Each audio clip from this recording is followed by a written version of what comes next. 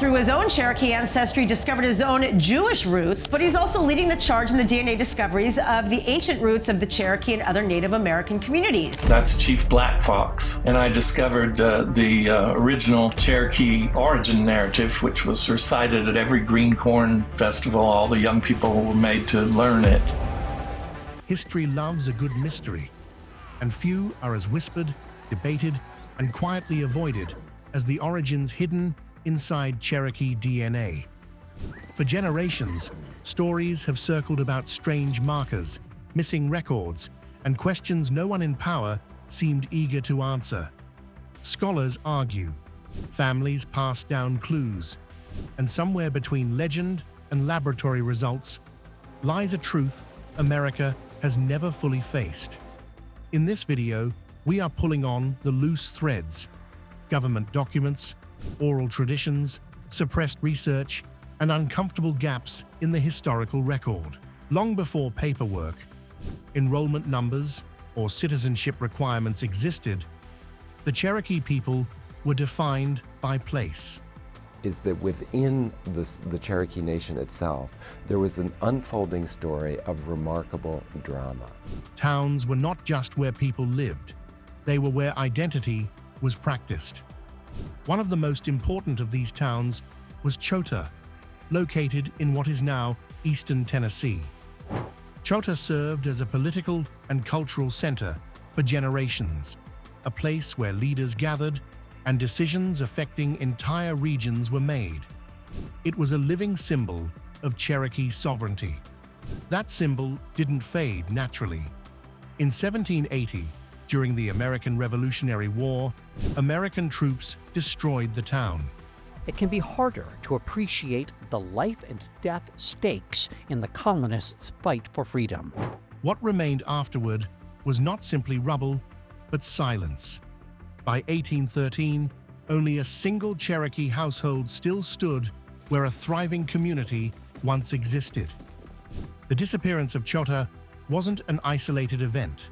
It was part of a much larger pattern, one that slowly disconnected the Cherokee people from their land, and over time, from how their identity was understood. As towns were destroyed and territories seized, Cherokee life was pushed into spaces increasingly controlled by outside powers.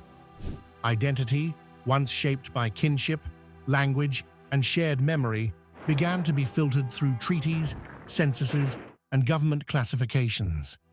The story of the Cherokee people started to be told not by those living it, but by those recording it. That shift mattered more than anyone realized at the time.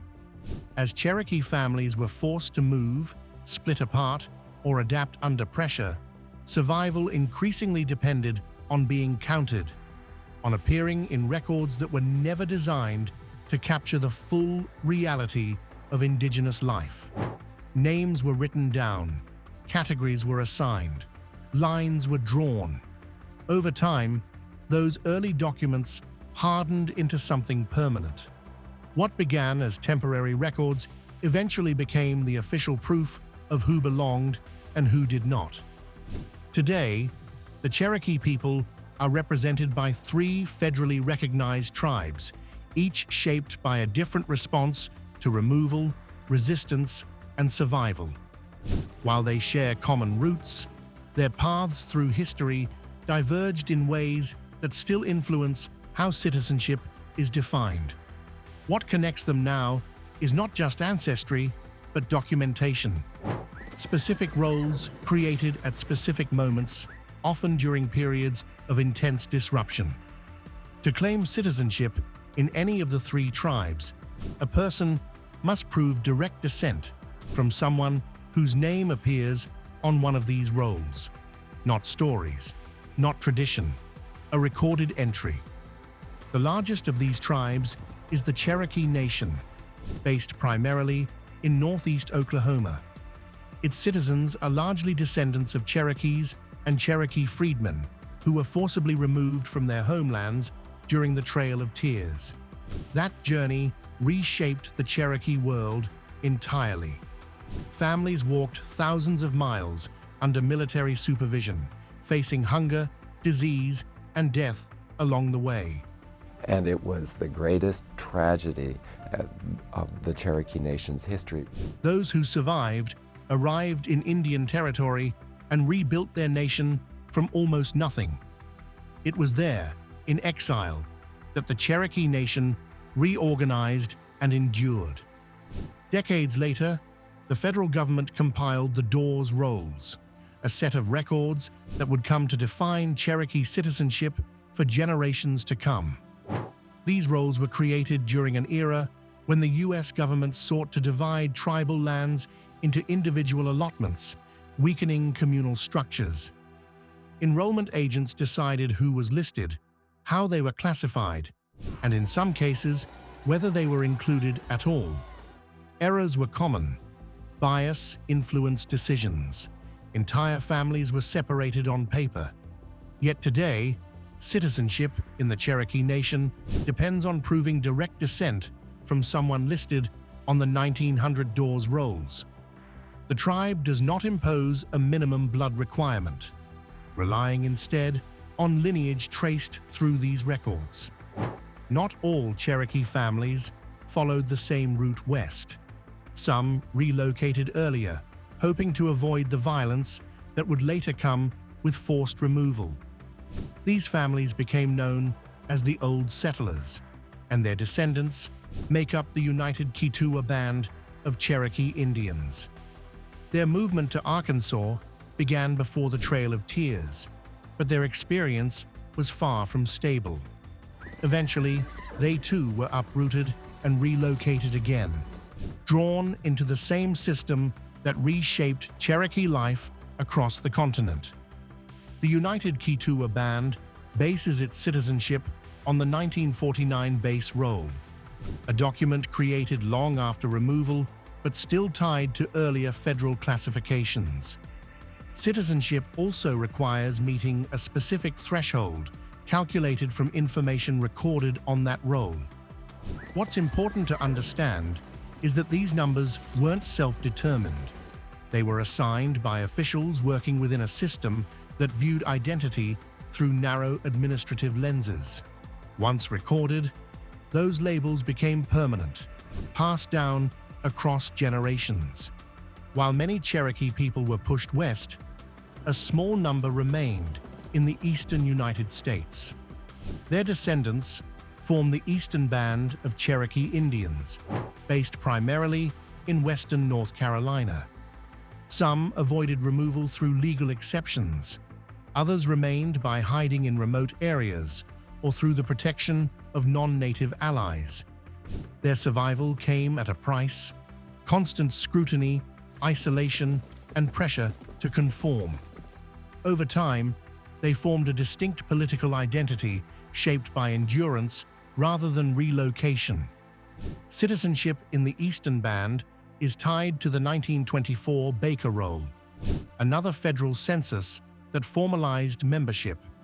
Like the United Keetoowah Band, the Eastern Band uses a minimum threshold based on recorded ancestry. These requirements are not rooted in modern science or personal identity, but in historical documentation created under very specific conditions. The past, frozen in ink, continues to shape the present. And yet, the story doesn't feel finished. Gaps remain. Names are missing. Families know who they are, even when the records don't seem to agree.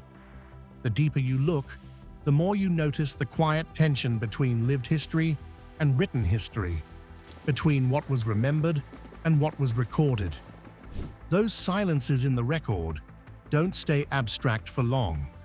Once you start asking who decided what was worth writing down and what could be ignored, you're led back to the land itself. Because before there were rolls, maps, or census forms, Cherokee history was organized around places that carried meaning far deeper than any document ever could. One of the most important of those places was Kituwah, often referred to as the mother town. In Cherokee tradition, Kituwah is not just another former settlement. It is remembered as the place where the Cherokee people first came together as a unified community. It represents origin, continuity, and belonging in a way no federal record could ever capture. Kituwah was one of at least 25 known earthen mounds scattered across what is now western North Carolina and Tennessee. These mounds were not random structures. Each stood at the center of a village, serving as a gathering point for councils, ceremonies, and shared decision-making. Sacred fire burned there, symbolizing life, balance, and the enduring presence of the people. Generations were born, lived, and died around these sites, yet none of this spiritual or cultural significance appears in the official paperwork that would later define the region. When the United States began documenting Cherokee land, Another Cherokee Nation member is accusing Warren of playing politics. The Cherokee Nation is rejecting the results, quote, it did so with different priorities entirely. By 1838, those priorities became devastatingly clear. The Cherokee were forcibly removed from their homelands and ordered to walk roughly 1,000 miles west to what would later become Oklahoma. This forced march, remembered as the Trail of Tears, was not simply a movement of people. It was an attempt to sever a people from the land that shaped their identity. Towns like Kituwah were left behind, unprotected and undefended, while families were driven away under military supervision. Thousands did not survive the journey, and those who did arrived in a place that bore no resemblance to the world they had been forced to abandon. Once the Cherokee were gone, the land did not remain untouched. It was quickly absorbed into an expanding American system that viewed land primarily as property. Former Cherokee territory was surveyed, divided, renamed, and redistributed to white settlers. Sacred ground became farmland. Mounds were leveled or reduced through years of plowing. Over time, the original meaning of these places faded from public awareness. What had once been the heart of a people became just another field, another plot, another line on a map. More than 150 years would pass before the descendants of those who were removed had any real chance to reclaim even a fraction of what was lost. The written record offers little explanation for this transformation. Maps show boundaries shifting. Deeds show ownership changing hands. But they do not explain what it meant to lose a homeland so completely that its significance had to be rediscovered generations later. This is where the gap between lived history and recorded history becomes impossible to ignore. The silence isn't accidental. It reflects a system that documented land transfer efficiently while remaining largely indifferent to what that land represented. Not all Cherokee people were removed west. Some managed to stay behind, navigating a legal and social landscape that was openly hostile to their presence. In the 1840s, this fragile survival took an unexpected turn through a man named William Holland Thomas. Thomas was a white trader who had been adopted by a Cherokee chief known as Drowning Bear.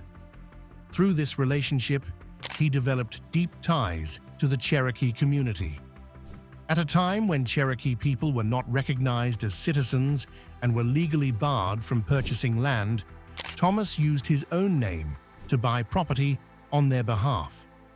Over the course of several years, Thomas acquired an estimated 50,000 acres of land in the Smoky Mountains.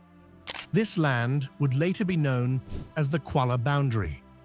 It became a refuge for Cherokee families who had escaped forced removal or returned after being displaced. While the arrangement was far from ideal, the land was not legally owned by the Cherokee themselves. It provided something crucial, a place to remain.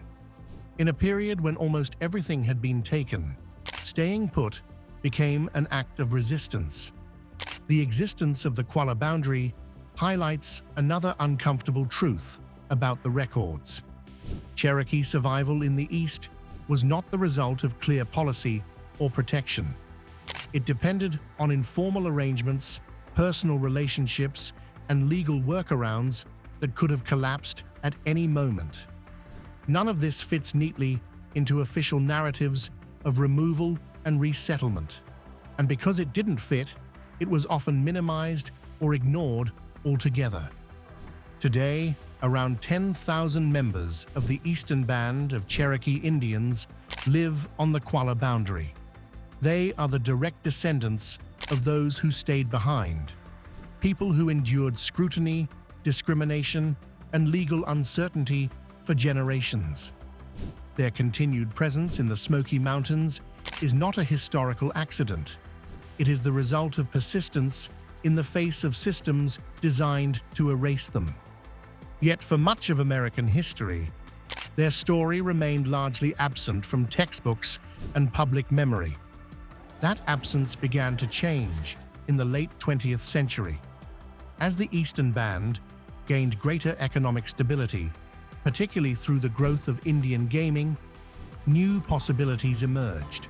For the first time in generations, the tribe had the resources to do more than survive.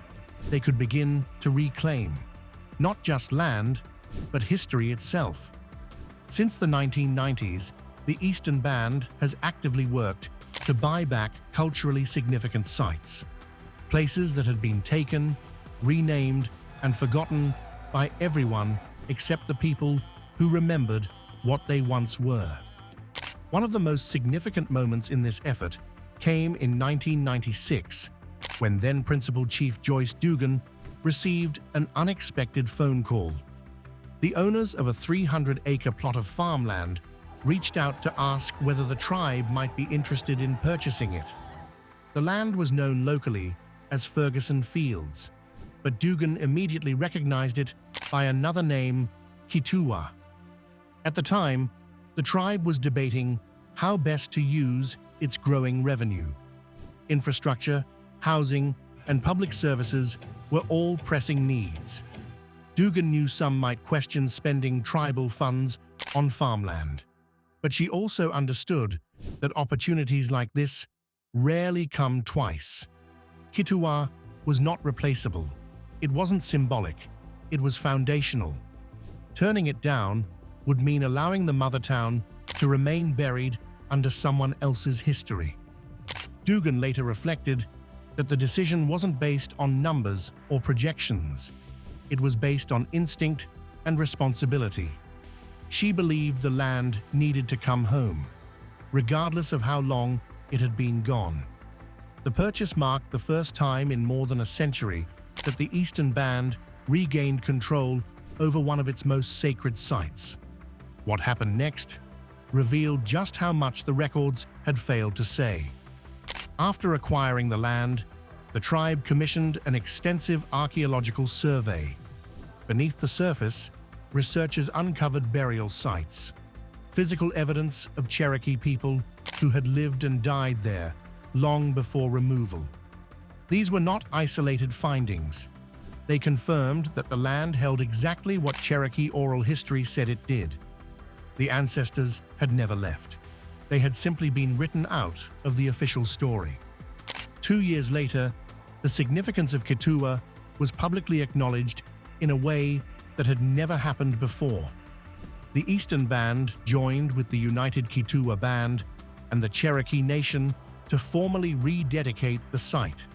3 tribes separated by removal and history stood together at the place where their shared story began. The ceremony drew on traditions that predated removal itself.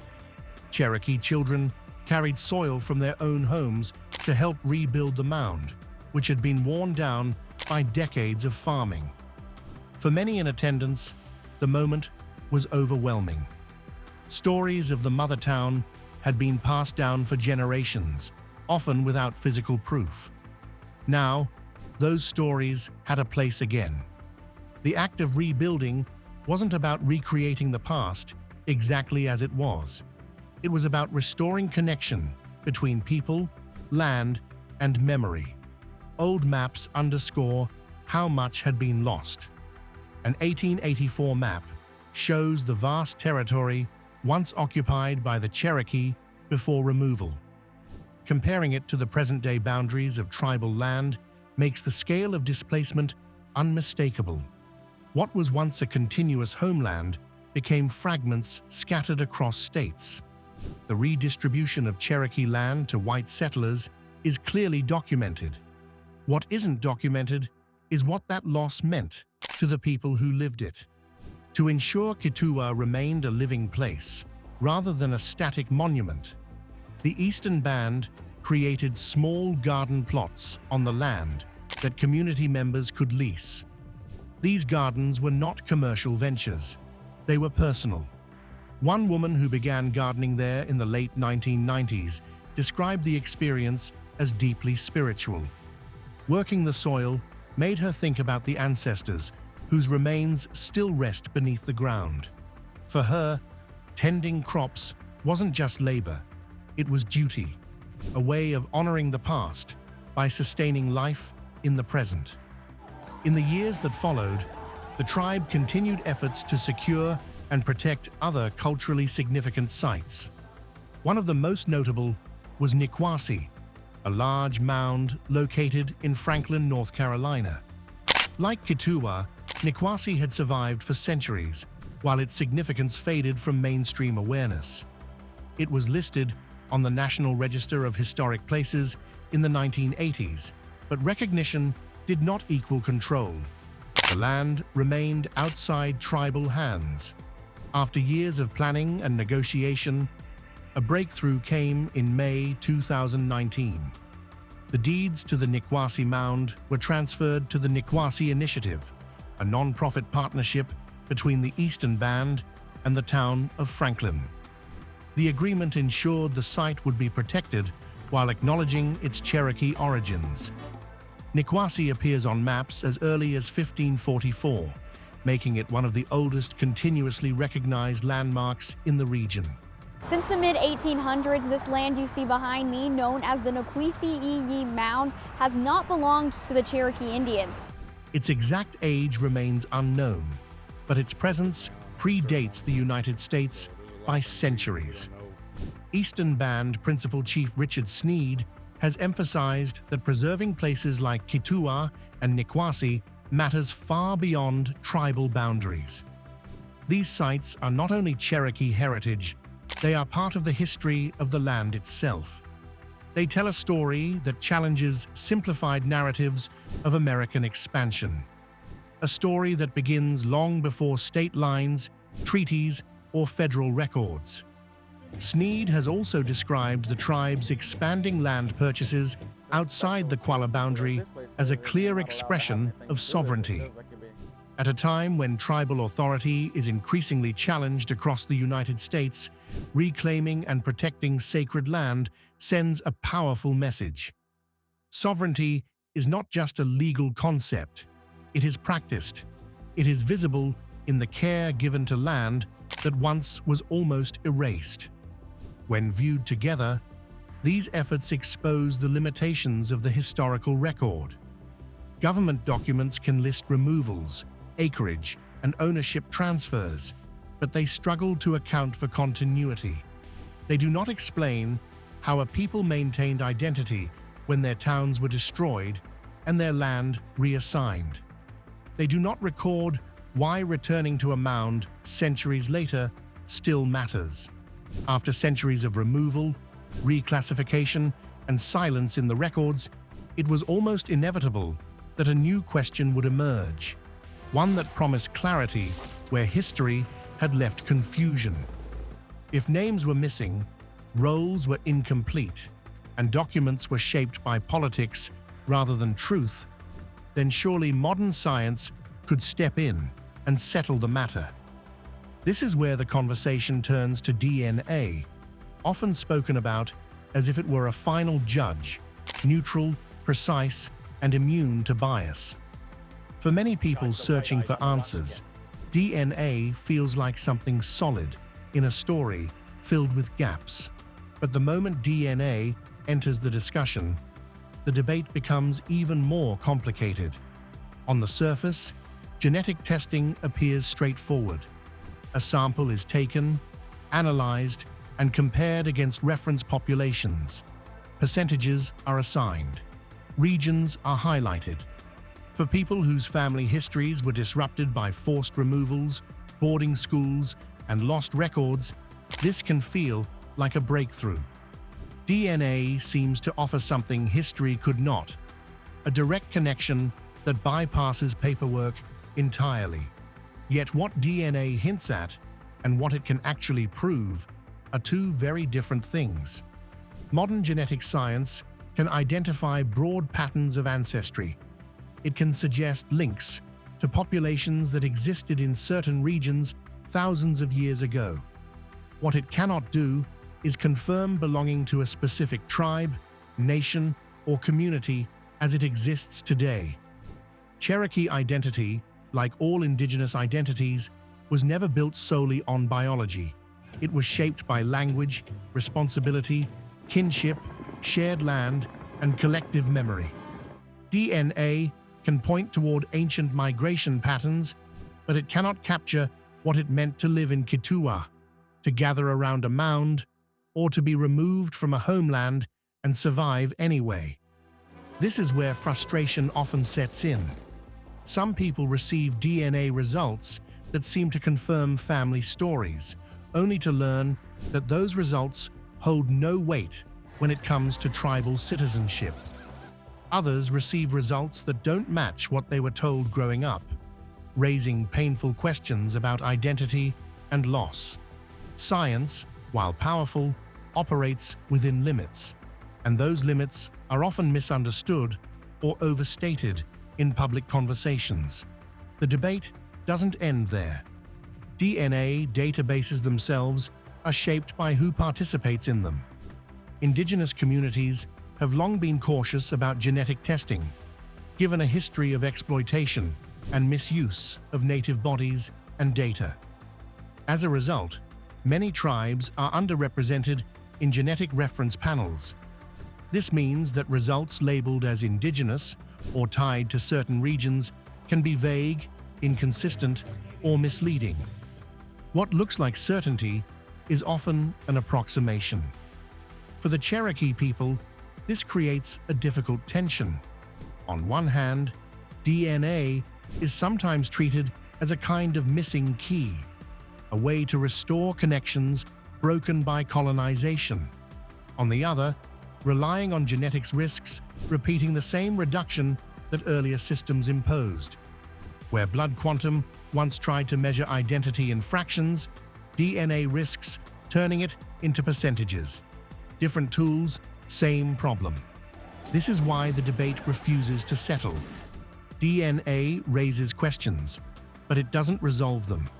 It challenges the authority of old records without fully replacing them. It offers hints, not conclusions. And perhaps most importantly, it forces a deeper reckoning with what identity actually means. Is it something stored in cells, or something lived, practiced, and carried forward despite interruption? For many Indigenous people, the answer isn't found in choosing one over the other. DNA may speak to origin, but land speaks to belonging. Records may outline survival, but memory fills in what they left out. Identity, in this sense, isn't something waiting to be discovered. It's something continuously shaped by relationship. That understanding becomes especially clear in the lives of people who grew up knowing who they were, even when the world around them tried to erase it. For Amy Walker, identity was never a mystery to be solved, but a connection that took time to fully feel. Raised by a Cherokee mother and a Lakota father, both survivors of Indian boarding schools designed to strip Native children of their language and culture, Walker grew up aware of the cost of disconnection. Those schools weren't just about education.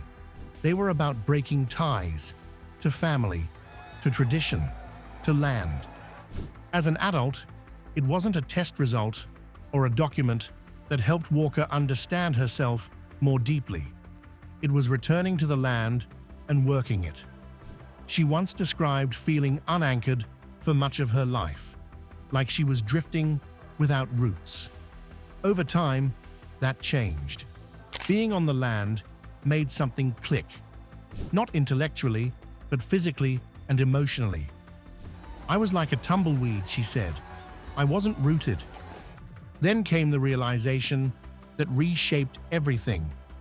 Our DNA is of this land. At that moment, DNA wasn't about percentages or proof. It was about continuity. Not something confined to a lab, but something carried through soil, memory, and responsibility.